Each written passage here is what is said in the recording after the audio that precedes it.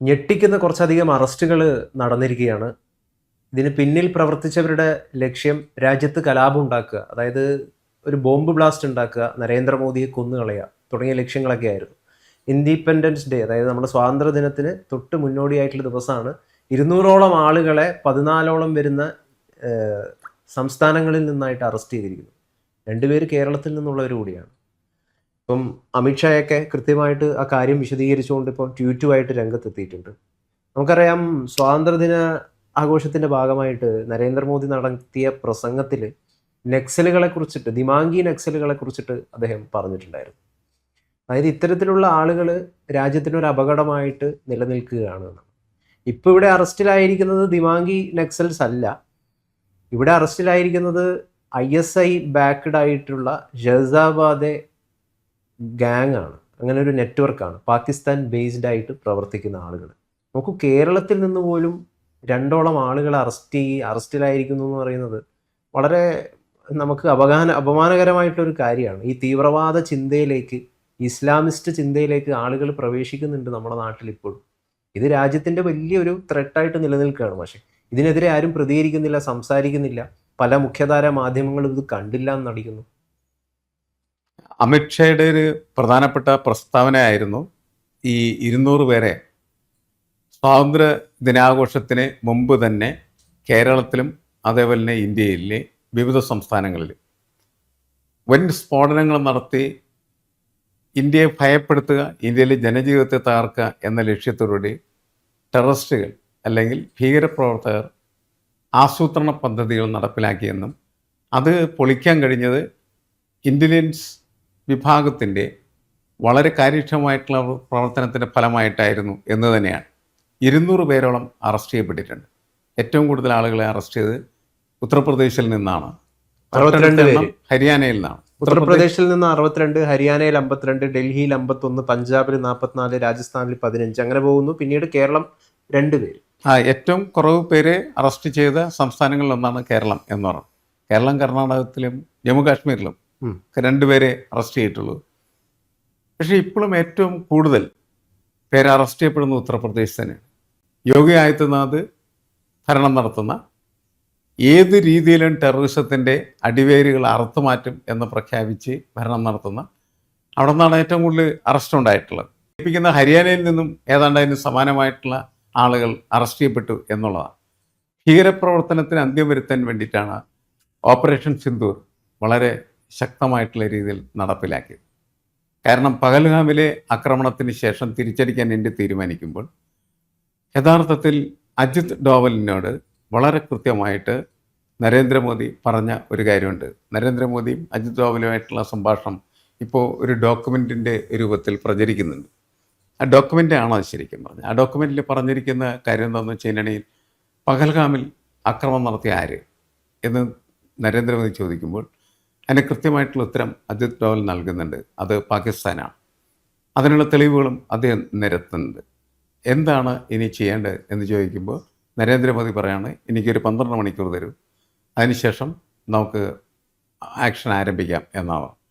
12 മണിക്കൂറിന് ശേഷം നരേന്ദ്രമോദി അജിത് ഡോവലിനോട് പറയുന്നത്, അവരെ, അതായത് പഹൽഗാമിൽ അക്രമണം നടത്തിയിരുന്നായിട്ടുള്ള ടെററിസ്റ്റുകളെ ഭൂമിയിലും സ്വർഗത്തിലും എവിടെയായി കഴിഞ്ഞാലും നരകത്തിലായി എവിടെയായിക്കോട്ടെ അവരെ ഉന്മൂലനം ചെയ്യണം എന്നാണ് പറഞ്ഞത്.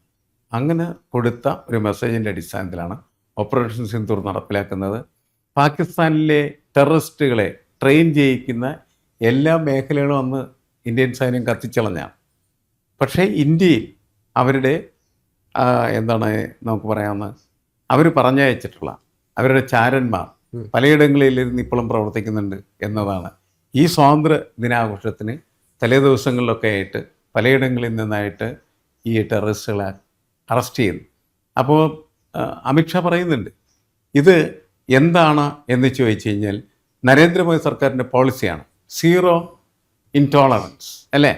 അപ്പോൾ ഒരു കാരണവശാലും ഇവരോട് സഹിഷ്ണുത പുലർത്തില്ല. ആരോടാണ്? ടെററിസ്റ്റുകളോട്.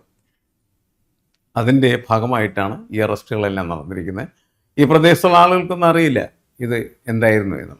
പക്ഷേ കേന്ദ്ര ഇൻ്റലിജൻസ് സംവിധാനം വലവിരിച്ച് ഇവരെ സമ്പൂർണ്ണമായിട്ട് പിടിയിലാക്കുകയാണ് ചെയ്തിരിക്കുന്നത്. ഈ ഭീകരവാദ ആശയധാരികൾ യഥാർത്ഥത്തിൽ ഇന്ത്യക്ക് മാത്രമല്ല ലോകത്തിന് തന്നെ തലവേദനയായിട്ട് മാറുകയാണ്. പല സ്ഥലങ്ങളിലും നമുക്കറിയാം ബോംബ് പൊട്ടുന്നു, ബ്ലാസ്റ്റ് ഉണ്ടാകുന്നു. ഈ ബോംബ് പൊട്ടി ബ്ലാസ്റ്റ് ഉണ്ടാക്കി ഒരു സ്ഥലത്തെ തകർക്കുക എന്ന് പറയുന്ന ഇവർക്ക് എങ്ങനെയാണ് ഈ ആശയം കിട്ടുന്നത് മാഷെ? അതാണ് ശരിക്കും പറഞ്ഞു കഴിഞ്ഞാൽ വലിയ അത്ഭുതം. അത് വളരെ ക്രൂരമായ മനസ്സിൻ്റെ ഒരു ഡൈവേർഷനായിട്ടാണ് ഞാൻ കണക്കാക്കുന്നത്. കാരണം നമുക്കൊരു ശത്രുവിനെ ആക്രമിക്കാം, അതിൽ തർക്കമില്ല. കാരണം അത് നമ്മളുടെ ഈ ജീവിതവുമായിട്ട് കെട്ടുപിണഞ്ഞ് കിടക്കുന്ന ലോജിക്കിനകത്തുള്ള ഒരു സാധനമാണ്. നാം ശത്രുവിനെ നിഗ്രഹിക്കാനായിട്ട് തീരുമാനിക്കും. ഈ ടെററിസ്റ്റുകൾ എന്ന് പറയുന്നവർ എന്ത് ചെയ്യണത്? അവൻ്റെ ഒരു ശത്രുവിനെ അല്ല അവനെ ഉന്മൂലനം ചെയ്യുന്നത്.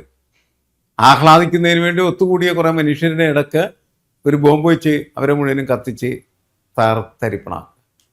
നമുക്ക് മനസ്സിലാവില്ല എന്ത് തരത്തിലുള്ള ഭ്രാന്തളകിയ ഭീകരരൂപികളാണ് ഇവർ എന്നുള്ളത്. കാരണം വെറുതെ എവിടെയെങ്കിലും ചിലപ്പോൾ മാർക്കറ്റിൽ സാധനങ്ങളൊക്കെ വാങ്ങിച്ചുകൊണ്ടിരിക്കുന്ന സമയത്തായിരിക്കാം ഒരു ബോംബ് പൊട്ടുന്നു, പല മനുഷ്യരും ബലൂണുകൾ പൊട്ടിത്തെറിക്കുന്നവർ പൊട്ടിത്തെറിക്കും.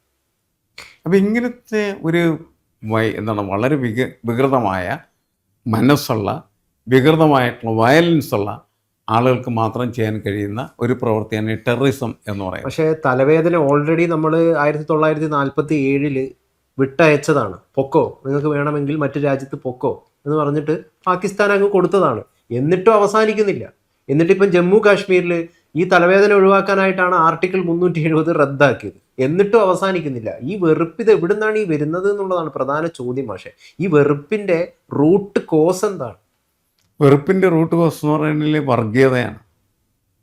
ആ വർഗീയത ഭ്രാന്ത് പോലെ പടർന്നു പിടിക്കുന്ന സമയത്താണ് ഇങ്ങനെ ഈ രീതിയിൽ ഇത് പ്രവർത്തിക്കുന്നത്. നമുക്ക് കേരളത്തിൽ നിന്ന് 2 പേരെ അറസ്റ്റ് ചെയ്തു എന്ന് പറയുന്നത് തന്നെ നമ്മൾ അത്യന്തം ഭയാനകമായിട്ട് കണക്കാക്കേണ്ട ഒരു കാര്യമായിട്ടാണ് എനിക്ക് തോന്നുന്നത്.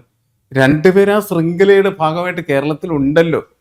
കേരളം പൊതുവെ അങ്ങനെയുള്ള വർഗീയ ധ്രുവീകരണത്തിനോ വർഗീയമായിട്ടുള്ള കലാപത്തിനോ വർഗീയതയുടെ പേരിൽ തീ കത്തിക്കുന്നതിനോ ഒന്നും പാകപ്പെട്ട ഇടമല്ല കേരളം. എന്നിട്ട് പോലും ഇവിടുന്ന് 2 ആളുകളെ അറസ്റ്റ് ചെയ്ത് കേന്ദ്ര ഭരണകൂടം കൊണ്ടുപോയിരിക്കുന്നു എന്നുള്ളതാണ്. ആരാണ് എന്ന് വ്യക്തമാക്കിയിട്ടില്ലെങ്കിലും അമിത്ഷായുടെ ആ പ്രസംഗത്തിനകത്ത് പറഞ്ഞ ഇന്ത്യയിൽ ഉടനീളമായിട്ട് 200 പേരെ ഞങ്ങൾ അറസ്റ്റ് ചെയ്തിരിക്കുന്നു. എന്നിട്ട് ഓരോ സംസ്ഥാനങ്ങളിലെ കണക്ക് കൊടുക്കുന്നു മാത്രമേ ഉള്ളൂ. അപ്പോൾ അതിൽ ഏറ്റവും കൂടുതൽ ഞാൻ നേരത്തെ സൂചിപ്പിച്ച ഒരു ഉത്തർപ്രദേശാണ്, പിന്നെ ഹരിയാന, ഡൽഹിയിലും അത്ര മോശമല്ല എന്ന് നമുക്ക് മനസ്സിലാക്കാനായിട്ട് കഴിയും. എന്തായാലും ഈ അതായത് ഇന്ത്യക്കകത്ത് നിന്നിട്ട് ഇന്ത്യയിലെ ജനങ്ങൾക്കെതിരെ ഭീകരപ്രവർത്തനം നടത്താനായിട്ട് തീരുമാനിച്ചിരിക്കുന്നവരെ ഒരു കാരണവശാലും ഒച്ചുറപ്പിക്കാൻ പാടില്ല എന്നുള്ള കാര്യത്തിൽ ഒരു തർക്കം. പക്ഷേ എനിക്കിതിൽ പലപ്പോഴും അത്ഭുതം തോന്നിയിട്ടുള്ളൊരു കാര്യം എന്താണെന്ന് വെച്ച് കഴിഞ്ഞാൽ, ഈ വിഷയങ്ങൾ വരുമ്പോൾ പ്രതികരണം നടത്തുന്നതിൽ നമ്മുടെ മുഖ്യധാര മാധ്യമങ്ങൾ അല്ലെങ്കിൽ പ്രത്യേക മാധ്യമങ്ങൾക്ക് ഒരു വിമുഖതയുണ്ട്. ഇതിനൊക്കെ എതിരെ പ്രതികരിക്കേണ്ടത് സംഘികളാണ് അല്ലെങ്കിൽ BJP-ക്കാരാണെന്ന് പറയുന്ന ഒരു പൊതു സംഗതി ഡെവലപ്പ് ചെയ്തിട്ടുണ്ട്. ഞാൻ കണ്ടിട്ടില്ല ഈ ഒരു വിഷയത്തിനെതിരെ ഈ നാട്ടിലെ ഏതെങ്കിലും ഒരു CPM-കാരോ കമ്മ്യൂണിസ്റ്റുകാരനോ പ്രതികരിക്കുന്നത്. എന്തുകൊണ്ടാണ് ഇത്? തീവ്രവാദത്തിനെതിരെ കമ്മ്യൂണിസ്റ്റുകാരോ കോൺഗ്രസ്സുകാരോ CPM-കാരോ പ്രതികരിക്കാൻ പാടില്ല എന്ന് പറയുന്ന എന്തെങ്കിലും നിയമമുണ്ടോ നമ്മുടെ നാട്ടിൽ? ഇത് വർഗീയ രാഷ്ട്രീയത്തിൻ്റെ ഒരു സെറ്റ് ബാക്കായിട്ടാണ് ഞാൻ അതിനെ കണക്കാക്കുന്നത്. കോൺഗ്രസും അതേപോലെ തന്നെ CPM ഒക്കെ കരുതുന്നത് ഈ കാര്യത്തിൽ ശരിയായിട്ടുള്ള സമീപനമായിട്ട് എനിക്ക് തോന്നുന്നില്ല എന്നുള്ളതാണ്. മുസ്ലിം സമുദായം വേറെ, മുസ്ലിം തീവ്രവാദികൾ വേറെ. തീവ്രവാദികൾക്കെതിരെ ഒരു കാരണവശാലും ഒരു വിട്ടുവീഴ്ചയും പാടില്ല എന്നു. മുസ്ലിം സമുദായം പക്ഷേ അങ്ങനെ ശത്രുപക്ഷത്ത് നമ്മൾ നിർത്തേണ്ടവരല്ല താനും. അപ്പോൾ മുസ്ലിം സമുദായത്തെ നമുക്കൊപ്പം നിർത്തുകയും മുസ്ലിം സമുദായത്തിനകത്ത് നിൽക്കുന്ന മുസ്ലിം തീവ്രവാദികളെ അതിശക്തമായിട്ടുള്ള രീതിയിൽ ശത്രുപക്ഷത്ത് നിർത്തി വിചാരണ ചെയ്യേണ്ടത് ആവശ്യമാണ്. അതിന് ഈ മുഖ്യധാര രാഷ്ട്രീയ പാർട്ടികൾ കടന്നു വന്നില്ലെങ്കിൽ അവർ വോട്ട് ബാങ്ക് കിണ്ടി എന്നൊക്കെ പറഞ്ഞിട്ട് അതിൻ്റെ പിന്നാലെ നടക്കുകയാണ്. വോട്ട് ബാങ്കുമായിട്ട് ഇനി യാതൊരു ബന്ധമില്ലെന്നാണ് ഞാൻ പറയുന്നത്. മുസ്ലിം തീവ്രവാദികൾ എന്ന് പറയുന്നത് തീവ്രവാദികൾ തന്നെയാണ്. അത് ഹിന്ദു തീവ്രവാദികളുമാകാം. തീവ്രവാദത്തിനെതിരെ ഒരു കോംപ്രമൈസും പാടില്ല എന്നുള്ളതാണ്. ഈ സമുദായം എന്നുള്ളത് അതിൻ്റെ ഒരു വിഷയമേ അല്ല എന്നുള്ളതാണ്. ആ രീതിയിൽ പ്രതികരിക്കാൻ തയ്യാറാവാത്തത് കൊണ്ടാണ് നേരത്തെ ഗൗതം പറഞ്ഞതുപോലെ CPM-ഓ അതേപോലെ തന്നെ കോൺഗ്രസ്സോ ഒന്നും ശക്തമായിട്ട് ഇതിൻ്റെ മുന്നിലേക്ക് വരാത്തത്. വോട്ട് ബാങ്ക് വോട്ട് ബാങ്കിൻ്റെ പ്രശ്നമായിട്ടാണ് ഇരിക്കുന്നത്. അത് പക്ഷേ അവർ തിരുത്തേണ്ടിയിരിക്കുന്നു.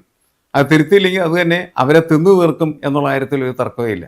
സംഖ്യകൾ വളരുന്നതിന് സഹായിക്കുന്ന ഒന്നായിട്ടേ അത് മാറിത്തീരും. തീവ്രവാദത്തിനെ എങ്ങനെ അംഗീകരിക്കും എന്നാണ് ഞാൻ ചോദിക്കുന്നത്. അതിൽ മുസ്ലിങ്ങളുണ്ട് എന്ന് പറഞ്ഞിട്ട് മുസ്ലിം സമുദായം ഉണ്ടെന്ന് പറഞ്ഞിട്ട് അവരെ എതിർത്താൻ ഞാൻ വളരെ വളരെ പ്ലെയിൻ ആയിട്ട്, ഞാൻ സംഘീയം അങ്ങനെയുള്ള ആരുമല്ല ഞാൻ. പക്ഷേ വളരെ പച്ചയ്ക്ക് മാഷോട് പറയാം, എൻ്റെ ഒരു തോന്നൽ പറയുന്നത്, അതിശക്തമായിട്ട് ഈ നാട്ടിൽ തീവ്രവാദത്തിനെതിരെ പോരാട്ടം നയിക്കുന്നത് അല്ലെങ്കിൽ അതിനെതിരെ ശബ്ദിക്കുന്നത് സംഘികളാണ്. മറ്റുള്ള ആളുകളിൽ എന്താ അവർ ചെയ്യാത്തത്? ഈ സംഘികൾ അത് അങ്ങനെ ചെയ്യുന്നതിൽ അവരുടെ രാഷ്ട്രീയമുണ്ട് എന്ന് മാത്രമേ ഉള്ളൂ. ഞാൻ പറഞ്ഞ എല്ലാവരും എതിർക്കേണ്ട ഒരു കാര്യമല്ലേ. തീവ്രവാദികളെ എങ്ങനെയാണ് നമുക്ക് അംഗീകരിക്കാനായിട്ട് പറ്റുക? ഞാൻ നേരത്തെ പറഞ്ഞില്ലേ, വഴിയിൽ മീൻ വാങ്ങിക്കാൻ നിൽക്കുന്ന ഒരു പയ്യനായിരിക്കും ചിലപ്പോൾ എന്ത് ചെയ്യും, തീവ്രവാദക്കാരൻ വെച്ചിരിക്കുന്ന ബോംബ് പൊട്ടി തെറിച്ചു പോകും. വളരെ നിഷ്കളങ്കനായിട്ടുള്ള ഒരു മനുഷ്യനെ കശാപ്പ് ചെയ്യുന്നതിൽ യാതൊരു അറപ്പുമില്ലാത്തതായ ആളുകളാണ് തീവ്രവാദികൾ എന്ന് പറഞ്ഞത്. അവരോടൊരു കോംപ്രമൈസും പാടില്ല.